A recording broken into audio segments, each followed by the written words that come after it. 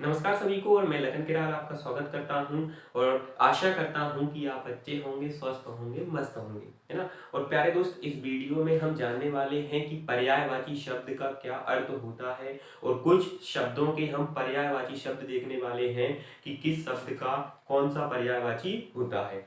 देखना सबसे पहले कि पर्यायवाची शब्द का क्या अर्थ होता है।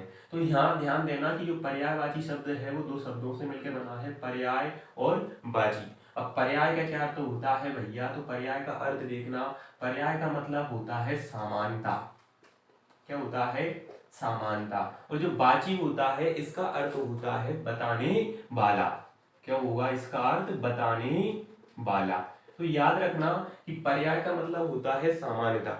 तो ऐसे शब्द जो उन्हीं शब्दों की समानता बताते हैं उन्हीं हम क्या कहते हैं? पर्यायवाची शब्द कहते हैं।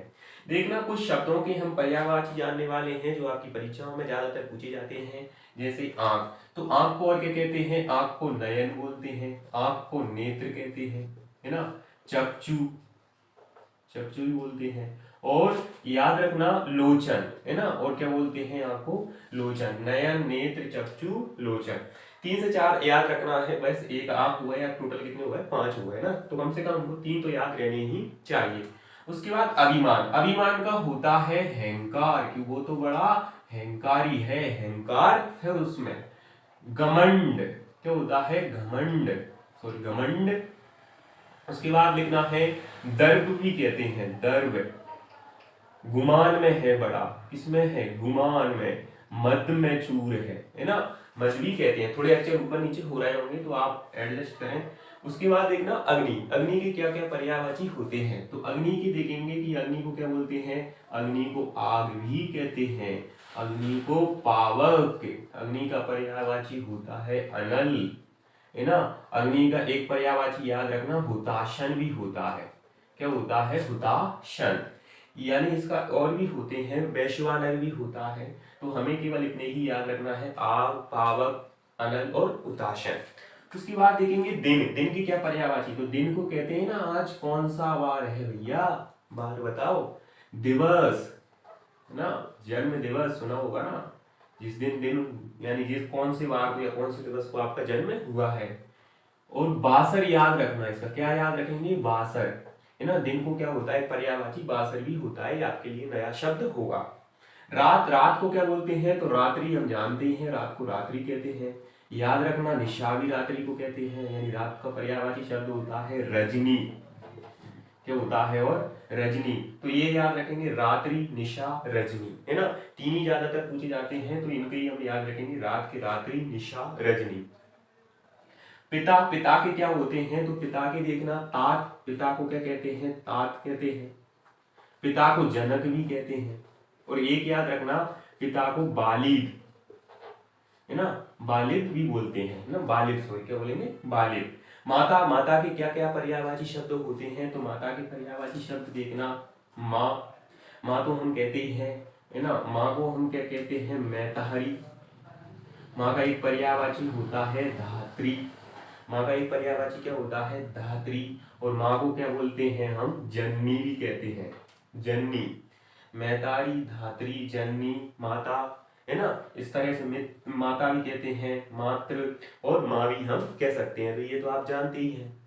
उसके बाद आकाश के देखना कि आकाश के क्या क्या होते हैं। आकाश को गगन कहते हैं, अंबर कहते हैं, है ना। आकाश को अंबर, आसमान, आसमान में देखो कितने तारे हैं ना। गगन, अंबर, आसमान। और एक याद और रखना, व्योम, है ना। इतने याद रखेंगे आकाश में। उसके बाद वस्त्र, तो वस्त्र का आप सब जानते हैं कपड़ा। वस्त्र का क्या जानते हैं? कि कपड़ा कहते हैं वस्त्र को, कपड़ा। उसके बाद याद रखना पटरी कहते हैं, है ना। बसन भी बोलते हैं, बसन। और याद रखना कि वस्त्र, कपड़ा, पट, बसन। और कपड़े को भी अंबर कहते हैं, है ना। कपड़े को भी क्या कहते हैं? अंबर। यानी अंबर आकाश को भी और अंबर कपड़े को भी कहा जाता है। नदी के देखना, तो नदी, नदी के होते हैं सरिता, सरिता, सरी, है ना। सरी भी होता है। तटनी, तटनी। उसके बाद एक याद और रखेंगे, तरंगिणी। कौन सा याद रखेंगे? तरंगिणी, है ना, तरंगिणी। कोशिश करना, आपको सुनाई दे रहे होंगे, अगर ये शब्द छोटे हैं, अगर आपको दिखाई नहीं दे रहे होंगे तो कोशिश करना कि आपको समझ में आ रहे होंगे आप सुनकर, तो आप लिख सकते हैं सरिता, सरी, तटनी, तरंगिणी, है ना। ये किसके होते हैं? नदी के। कमल के देखना, कमल की पर्यायवाची होता है पंकज, पंकज। अब पंक का याद रखना कि पंक का मतलब होता है कीचड़, है ना। कीचड़ में जिसका जन्म होता है वो कौन है? कमल। अब जल, जल में भी तो रहता है, तो इसलिए जलज भी कहते हैं। और जल को नीर भी बोलते हैं ना। जल का क्या भी हम लिखेंगे अब इसके अगले में कि जल को क्या बोलते हैं? नीर। तो नीर में भी जल लगा देना, क्या बन जाएंगे? नीरज। तो नीरज भी किसका होता है? कमल का। यानी अगर आपको जल के कुछ याद रहेंगे ना तो उनसे ही बना दोगे आप।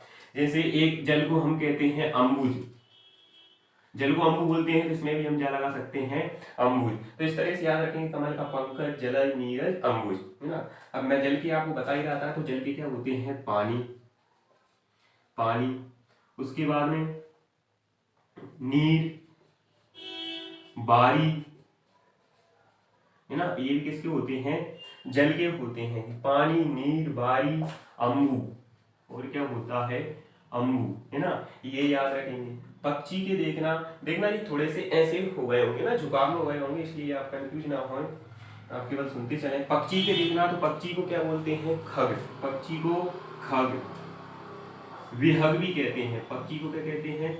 विहग, है ना। खेचर, खेचर, पकेरू, है ना। ये पक्षी के होते हैं खग, विहग, खेचर, पकेरू। ये याद रखेंगे।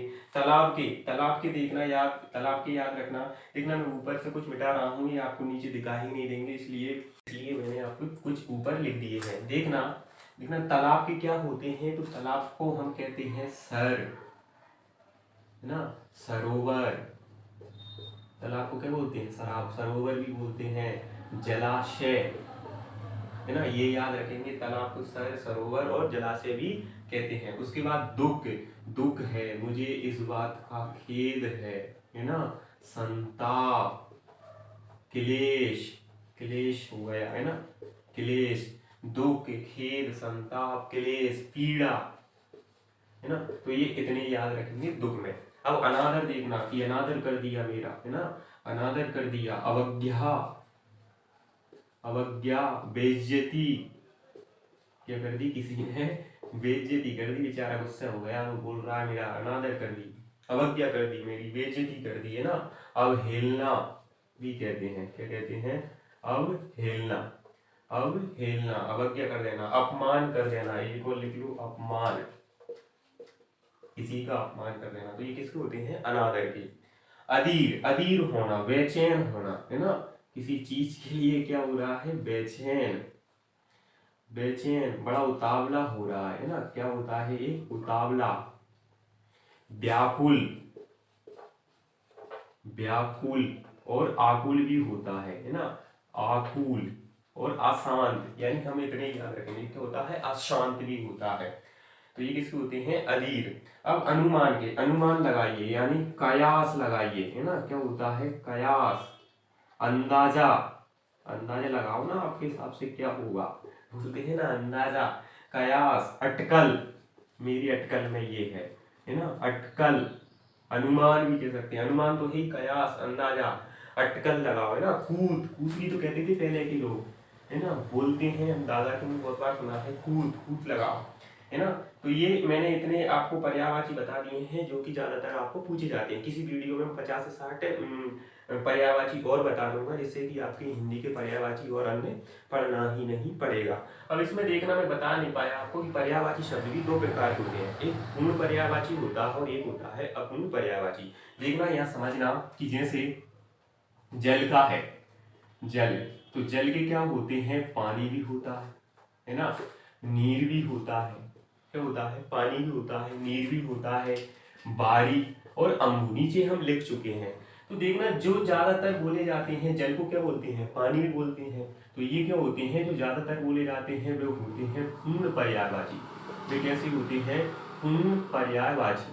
और जो इनके बहुत कम यूज किए जाते हैं उन्हें क्या बोलते हैं? अपूर्ण पर्यायवाची, है ना। बस इतना सा याद रखना, बहुत इजी है। अपूर्ण पर्यायवाची है ना, अपूर्ण पर्यायवाची के होते हैं पूर्ण पर्यायवाची। तो आशा करता हूँ आपको ये समझ में आया होगा। जय हिंद,